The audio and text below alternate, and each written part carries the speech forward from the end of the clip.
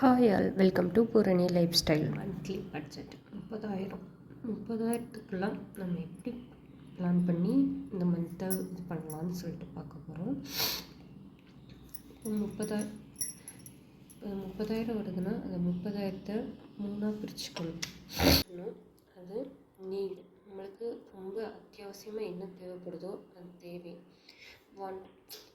நம்ம இது இல்லாமல் இருந்துக்கலாம், ஆனால் வாங்கணும், நம்மளோட கட்டாயத்துக்காக தள்ளப்பட்ட அந்த இது வாண்ட். இன்வெஸ்ட்மெண்ட் நம்மளோட ஃப்யூச்சருக்காக. இது தேவைக்கு 50%, 30ல் 50% எடுத்துக்கிடணும். வாண்ட்னா 20% எடுத்துக்கலாம். இன்வெஸ்ட்மெண்ட் 30% பண்ணணும். 30,000ல் 50% தேவையில் பார்த்தோன்னா 15,000. அந்த 15,000த்தை நம்ம எப்படியெல்லாம் பிரிக்கிறோம்னா, கட்டாயம் சென்னையிலனா வாடகை வீட்டில் தான் நம்ம இருப்போம். ஸோ ரெண்ட் 7,000 எடுத்துக்கலாம். ஃபுட்டு, அதாவது வெஜிடபிள்ஸ், ஸ்நாக்ஸு அந்த மாதிரி எது வேணாலும் பார்த்தோன்னா ஒரு 4,000 எடுத்துக்கணும்.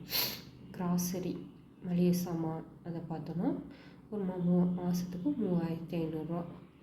எப்படியும் நம்ம குழந்தைங்க இருக்கும், குழந்தைங்களுக்கு ஒரு ஸ்நாக்ஸ் 500. ஏன்னா கம்மியாக இருக்குதுன்னு நினைக்காதீங்க, ஏன்னா நம்ம வீட்டிலையே கொஞ்சம் ஸ்நாக்ஸ் செஞ்சு கொடுக்கலாம்.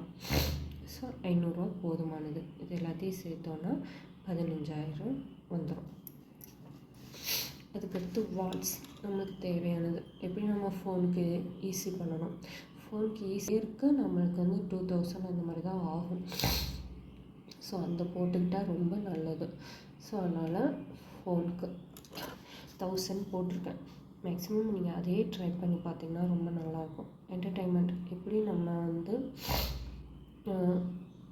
தேட்டருக்கு போவோம், பீச்சுக்கு, அந்த மாதிரி எங்கேயாட்டும் ஒரு இடத்துக்கு போயிட்டு வருவோம்ல. ஸோ அதுக்காக என்டர்டெயின்மெண்ட்டு நீங்கள் அந்த மந்த்லி பேக்கப் இயர்லி பேக்கப் போட்டுக்கிட்டிங்கன்னா இந்த 1,000 நீங்கள் என்டர்டெயின்மெண்ட்டில் வச்சுக்கலாம். மீதி உள்ள பேலன்ஸ் 6,000, மீதி 4,000 இருக்கும். அந்த 4,000த்தை நம்ம இஎம்ஐ இல்லைன்னா எமர்ஜென்சி அதுக்கு நம்ம செலவு பண்ணிக்கலாம்.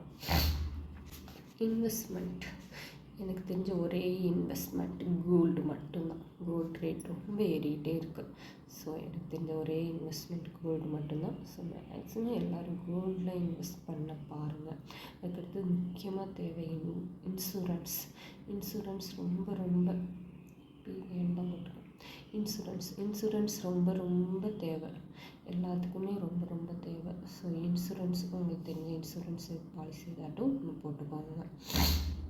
மீதியும் நம்ம இதை பற்றி விரிவாக தேவைன்னா, இன்வெஸ்ட்மெண்ட் பற்றி தேவைன்னா கமெண்ட்டில் கேளுங்க.